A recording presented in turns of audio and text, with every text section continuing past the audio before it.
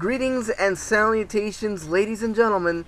This is MazezRealm once again, and this is another episode of my Keys to Success series.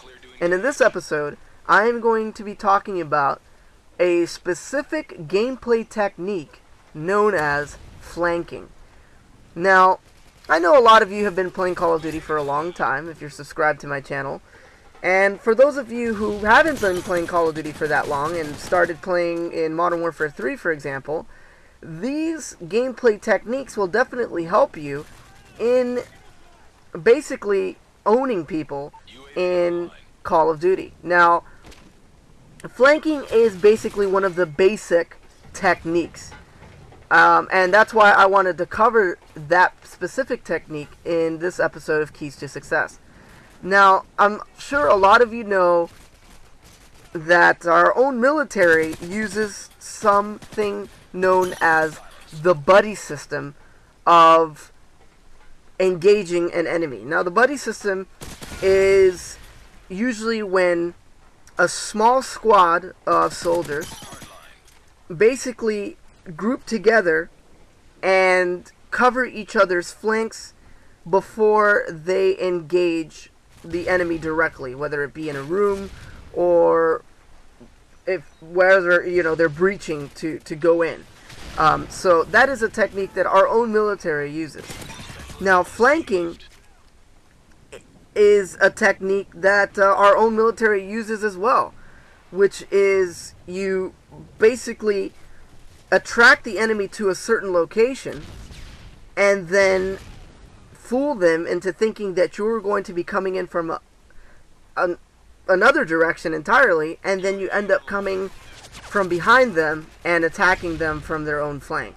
That is a very useful tactic that our own military uses, and that's why in a military shooter like Call of Duty, this type of technique also translates very, very well to doing well in the game.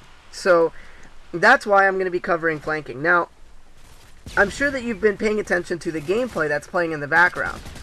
And for those of you who don't know, I'm playing Team Deathmatch on Offshore. That's one of the DLC content drops that was just recently released. So this map caters to a flanking playstyle, and the reason for that is because of its multi-layer terrain. Now, there are multiple layers on every section of this oil rig in Offshore. So flanking an enemy is extremely easy to do, but you have to know when to do it. So what I recommend is throwing on SitRep Pro in this particular map anyway, and staying to the lower portions of the map. Now, the reason for that is because a lot of people are going to be walking above you. So you could technically walk below them until you figure out where they stopped running or where they're holding it down, and then come up for air, as it were, kill them, and then go back underground and do that until you get yourself a very good kill streak going. And, who knows, you might be able to drop a Moab playing that way. The good thing about flanking also is that it keeps your enemy off balance every time. A lot of players in Call of Duty have the tendency to wait in a corner or hold off a small portion of the map that is not necessarily advantageous, and do that simply because they got on a kill streak in that particular location of the map. That is something that will get you killed initially. Just because you picked up 3 or 4 kills does not mean that you should hold off that area. And that's where flanking comes into play, because you can possibly get 3 or 4 kills in an area, and then use that to your advantage in moving to another area that's adjacent to that particular area and ambushing your enemy by flanking them. That is the technique that, although it's very basic, a lot of people have a hard time implementing it. So now you see here that I'm still maintaining my flank by staying below, and whenever I hear footsteps, notice that I wait for the footsteps to dissipate and get farther away before I advance to that location. That is something you need to keep in mind whether you're on a level playing ground or below the enemy or even above the enemy.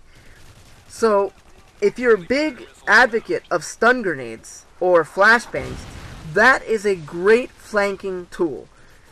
Because most of the time when you throw a flashbang, your enemy will expect you to be directly in their line of sight. That's not always the case. If you're a good flanker, you're going to want to throw a stun grenade or a flashbang and find a way behind your enemy before the effects of that stun grenade or flashbang have dissipated. And then you can obviously kill them from behind, and they won't know where you came from. Then, the advantage of that as well is that that enemy will probably come back for revenge, which will let you set up in another spot to flank them again and continue flanking them for the rest of the match. Those are some tips to flanking, and I'm sure that you guys will find them very beneficial in game. So I hope that this episode of Keys to Success helped you guys, and until next time, I'm out.